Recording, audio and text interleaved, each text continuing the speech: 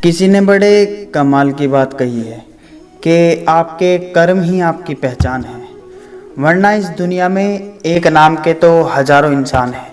नमस्कार दोस्तों, मेरा नाम है शिवम शर्मा और आज मैं आपके लिए ले आया हूँ छोटी सी कहानी। ये कहानी एक जादूगर की है जो जादू दिखाने के लिए धीरे धीरे प्रसिद्ध होते जा रहा था।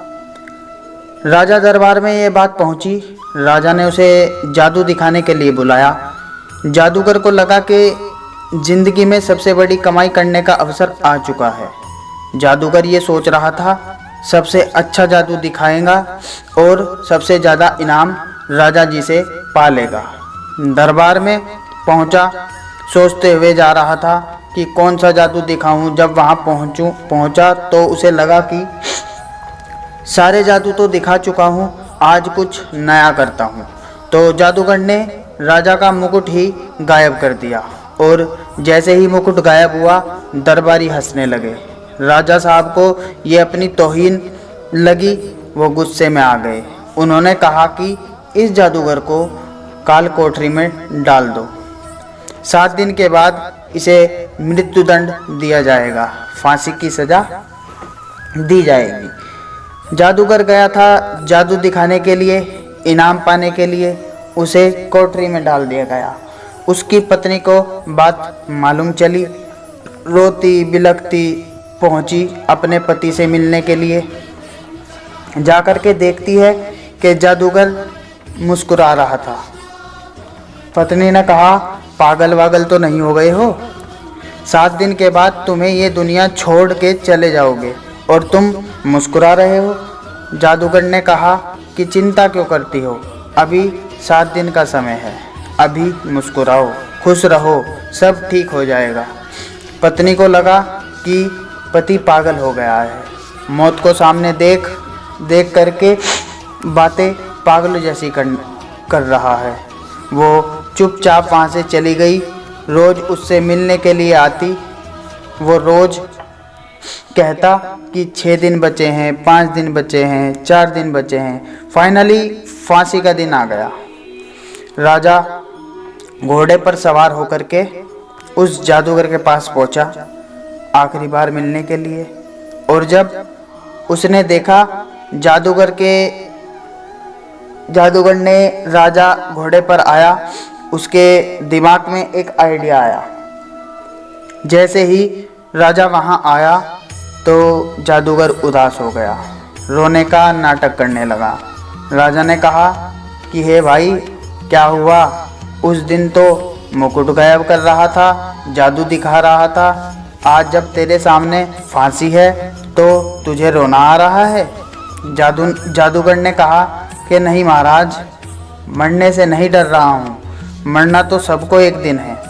मुझे इस बात का डर है कि वर्षों से एक कला सीख रहा था, अपने घोड़े को उड़ाना सिखा रहा था, उसे उड़ाना चाहता था। वो काम बस 1 साल में पूरे होने वाला था। अब वो कला मैं अपने साथ ही लेकर दुनिया छोड़ जाऊंगा। मुझे इस बात का अफसोस हो रहा है। राजा के मन में आया कि उड़ने वाला घोड़ा ये जादूगर तैयार कर रहा है।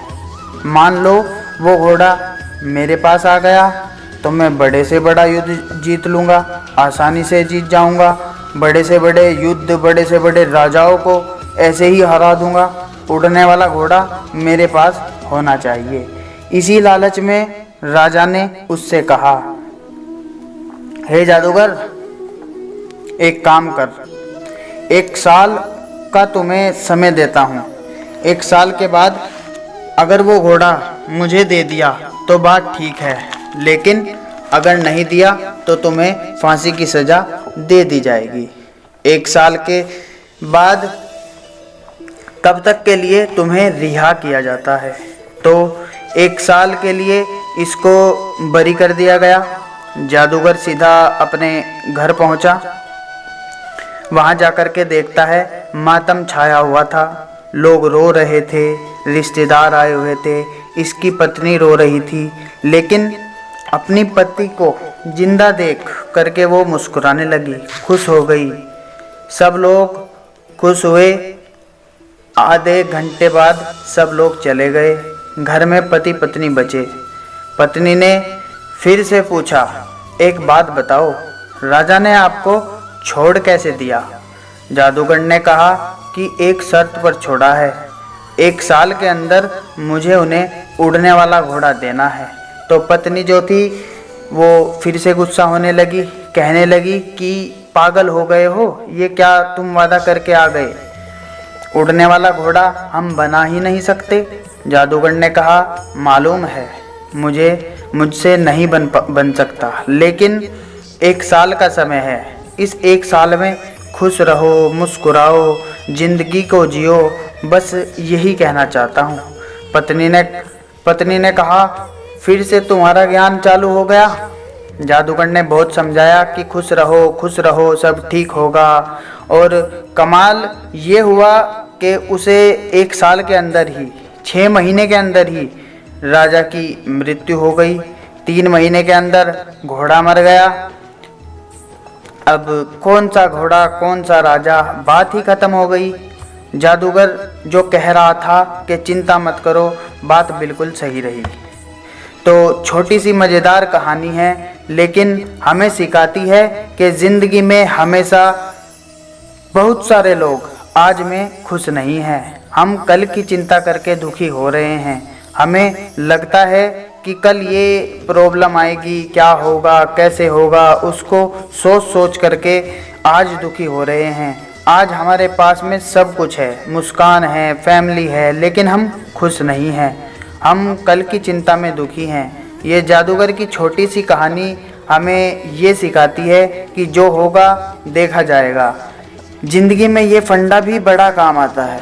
मैंने कहीं पर पढ़ा था, अगर आप किसी समस्या के बारे में 5 मिनट तक सोचते हैं और उसका हल नहीं निकल सकता, तो आपको समस्या की चिंता ही नहीं करनी चाहिए, उस पर ऊपर वाले पर छोड़ देना चाहिए। शिवम शर्मा एक बार फिर से कहेगा, आज में जिएं, आज में रहें, मुस्कुराएं, जो कल होगा आपके कर्म डिसाइड करेंगे।